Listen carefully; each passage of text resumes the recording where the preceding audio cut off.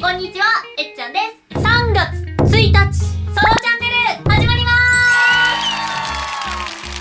ーす。ソロチャンネルではお家でね、動画も撮るし、外ロケにも行くし、心霊スポットとか、今までやってたような実験とか検証、いろんなことをやっていきたいと思います。今までやってこなかったこととかにも挑戦するので、皆さんね、挑戦してほしいこととか、ぜひコメントよろしくお願いいたします。あとね、質問コーナーとかもやりたいと思いますので、ここのコメント欄に質問ね、書いといてください。私も3月1日からということで、とってもドキドキしてるんですけれど、ワクワクもすごくしてるので、毎日ネタを考えながら動画作りやっていきたいと思います。皆さん3月1日楽しみだなーとか、これからも応援するぞって思ってくれたら、ぜひチャンネル登録を今のうちにしといてください。それでは皆さん、お楽しみに。またねー。